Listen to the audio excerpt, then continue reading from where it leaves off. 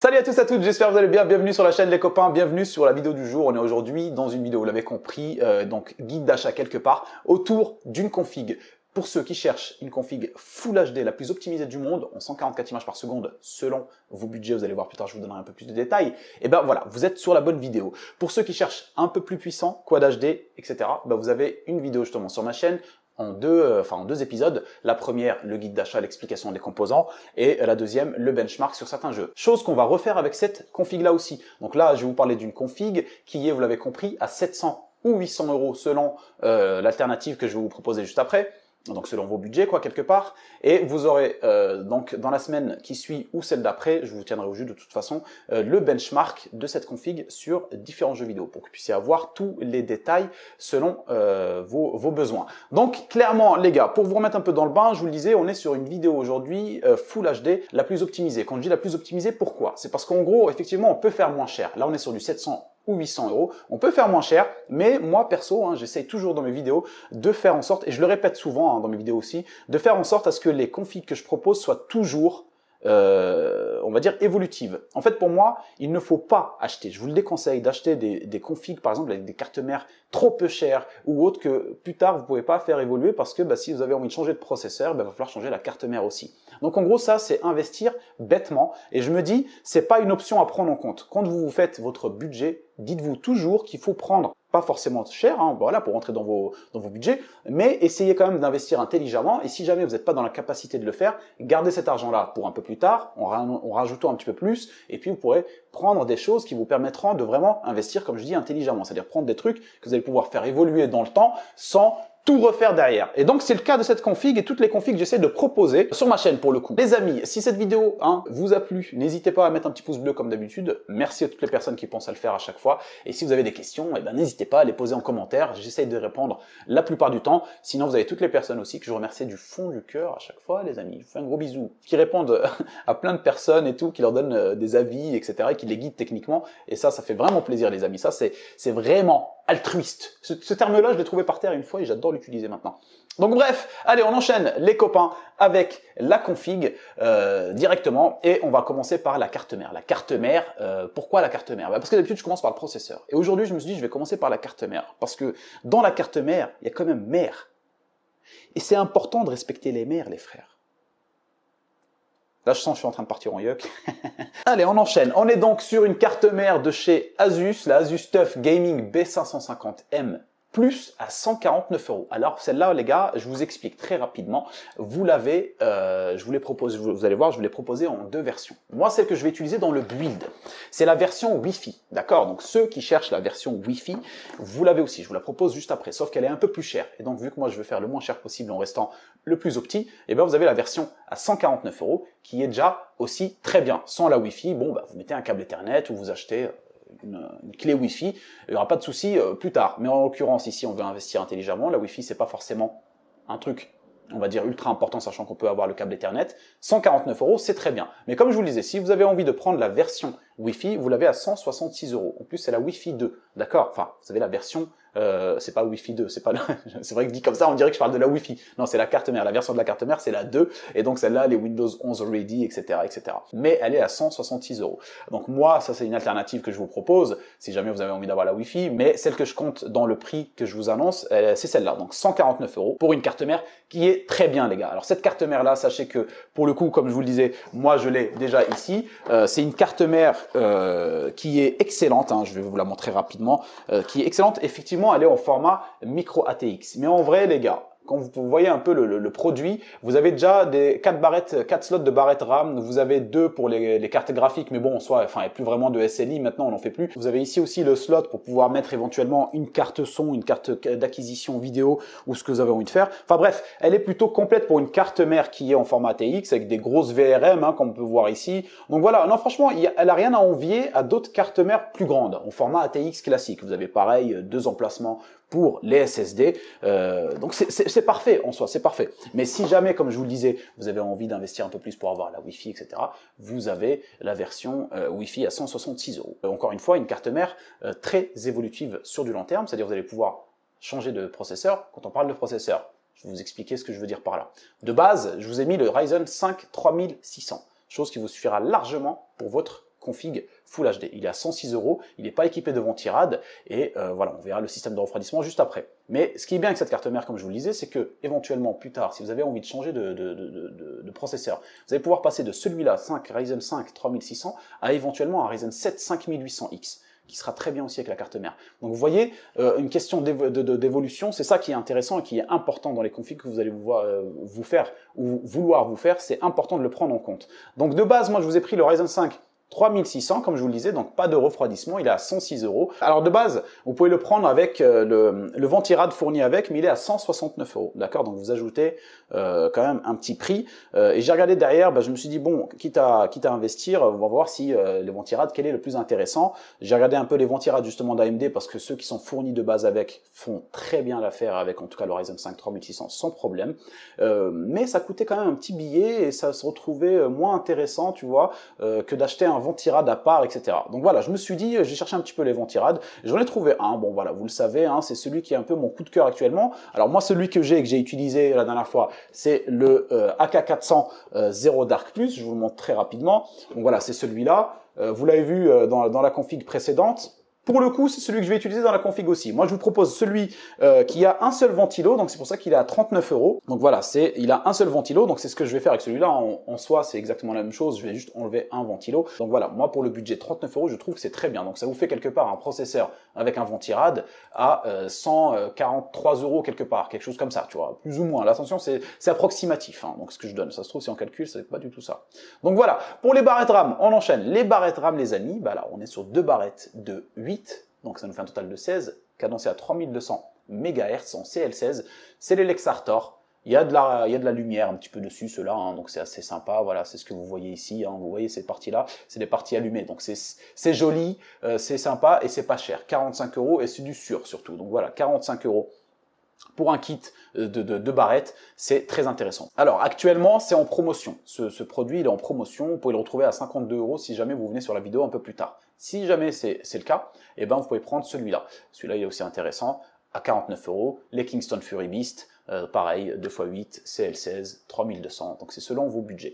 Et si jamais, donc comme toujours, hein, je pense un petit peu à tout le monde, hein, donc voilà, vous avez envie de mettre du RGB, vous avez ce kit pareil, Kingston Fury Beast, 2x8, 3200 CL16 avec du RGB cette fois-ci. 60 €, vous ajoutez un peu plus et vous avez ça. Mais moi de base, dans le budget, j'ai compté cela. 45 €. On fait le moins cher possible avec le max de performance. C'est ce qui est le but de cette vidéo. Et en plus, on garde la possibilité d'évolution pour plus tard. Donc ici, on est donc voilà, on enchaîne avec le stockage. Sur le stockage, je vous ai pris une petite promotion assez intéressante, donc profitez-en très rapidement, elle peut très vite partir, 57 €. C'est assez intéressant, c'est une vente flash, mais de toute façon, pour 1 Tera, vous retrouverez toujours une promotion sur une marque ou sur une autre qui vous le vendra plus ou moins autour des 60 €. Donc ne vous inquiétez pas, il n'y aura aucun souci là-dessus. Donc on est sur un Crucial P3 en 3e gène de 1 Tera.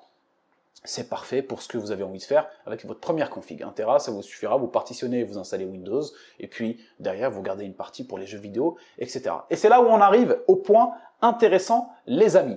On va parler de cartes graphiques. Et là, les cartes graphiques, je les ai ici, justement. Donc voilà, 2 cartes graphiques, c'est ça qui va faire qu'en gros, votre budget sera de 700 ou de 800 €, donc selon vos envies. 2 cartes graphiques qui seront aussi dans le benchmark de cette vidéo, enfin de cette config, pardon, quand j'aurai tourné tout ça et que je vous la sortirai pour que vous puissiez avoir un peu un visu sur les performances. Donc on va tester cette fois-ci 2 cartes graphiques. Alors celle que je vous ai pris dans le budget de base, c'est-à-dire à 700 €, qui vous fera tourner grosso modo tous vos jeux en low ou moyen en termes de paramètres graphiques, à peu près autour de 75 voire 80 FPS. Donc voilà, de toute façon à vérifier quand je ferai le benchmark, mais je me suis un peu renseigné, j'ai regardé un petit peu quelques trucs autour du sujet et tout pour avoir déjà une idée grosso modo de ce que ça va vous faire tourner comme jeu vidéo. Et en tout cas, la première carte graphique qui vous coûtera, donc qui fera partie de la config à 700 €, c'est la AMD Ryzen, n'importe quoi, AMD Radeon AMD Ryzen RX, le truc n'importe quoi. AMD Radeon RX 6500 XT. Alors, cette carte graphique, les gars, elle coûte, on va aller regarder ça ensemble, elle coûte un peu plus de 150 €, si je me rappelle bien. Elle est à 174 €, voilà. 174 € avec celle-là, voilà. Vous avez un budget de 700 € et vous êtes dans une config Full HD autour des 80 FPS, mais évolutive. Vous allez pouvoir la faire évoluer sans aucun problème. Cette config-là, donc avec cette carte graphique, entrée de gamme clairement, hein, donc voilà. Mais moi, vraiment, là, pour le coup, je le fais, c'est une option pour ceux qui n'ont vraiment pas la possibilité d'investir beaucoup plus. Donc voilà. Mais mon conseil, clairement, mon avis là-dessus, c'est je vous conseille vraiment de passer sur la carte graphique en ajoutant 100 € tout rond, la RX 6600. Donc la RX 6600, là on est, voilà, on gagne en performance par rapport à celle-là en tout cas. Hein. Pour 100 €, vous allez gagner quasiment le double des FPS, quasiment. Pas sur tous les jeux, d'un jeu à un autre, c'est différent. Mais sur certains jeux, je vous jure, hein, vous allez passer du double. Vous êtes à 53 FPS avec la 6500,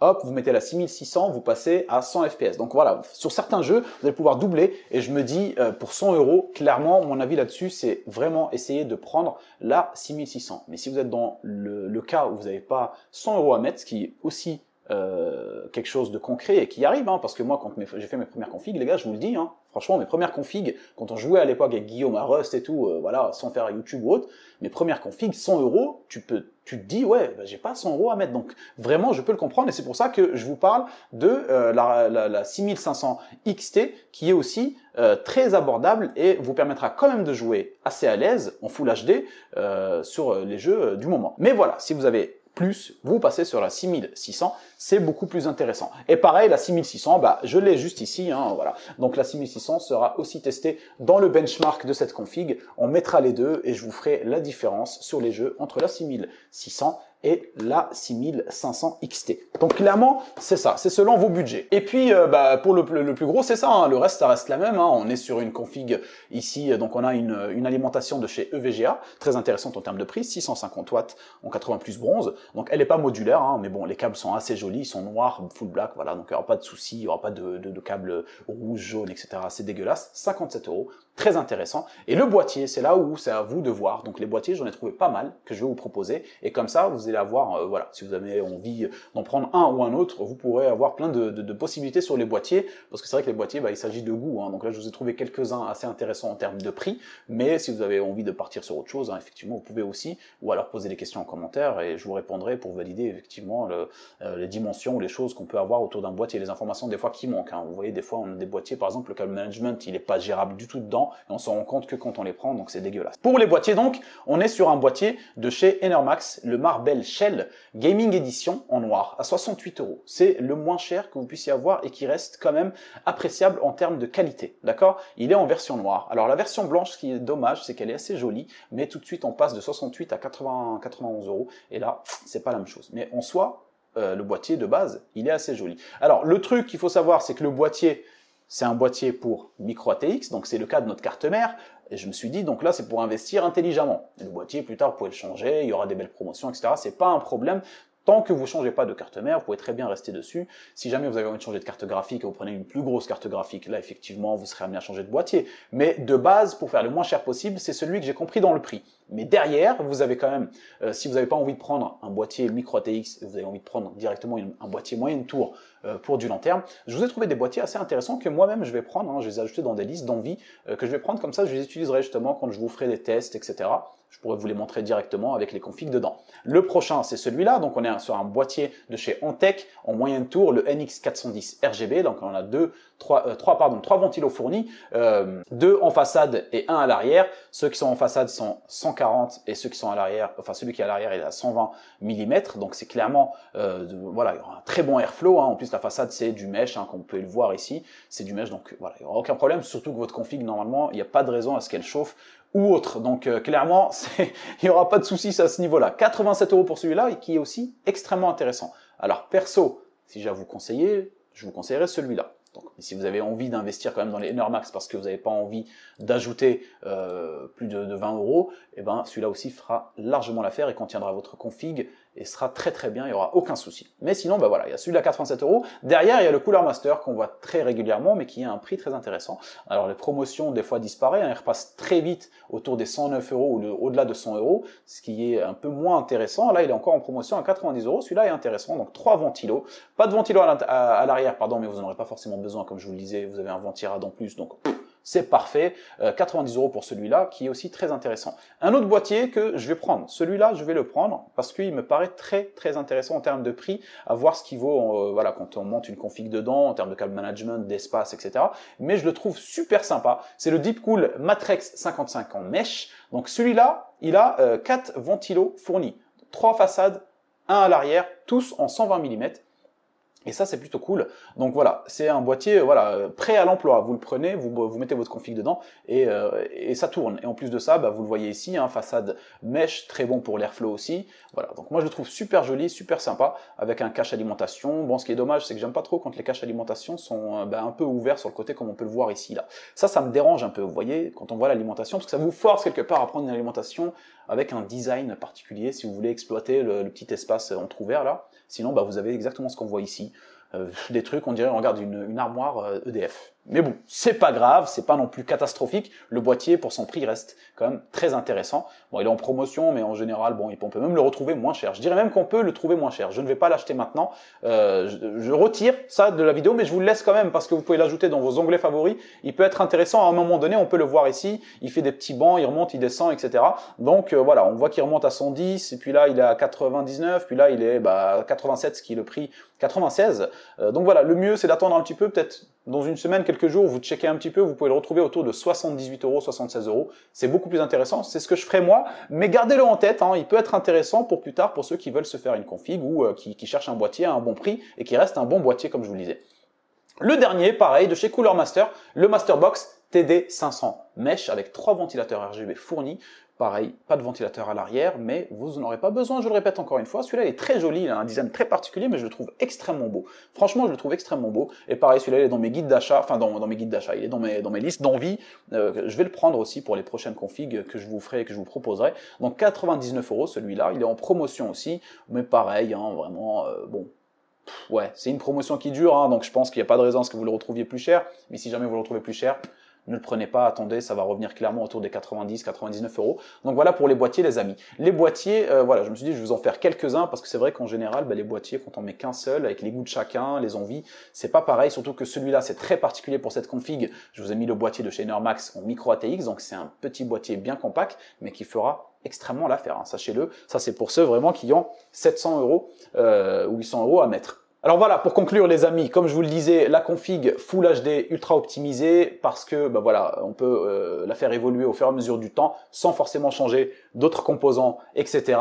On est sur un boîtier très petit, donc ça c'est selon vos budgets aussi. Donc sachez que pour le budget que je vous ai annoncé moi, donc 700 ou 800 €, c'est seulement selon la carte graphique que vous prenez, tout le reste c'est le même, c'est dans le même boîtier de chez Enermax, etc.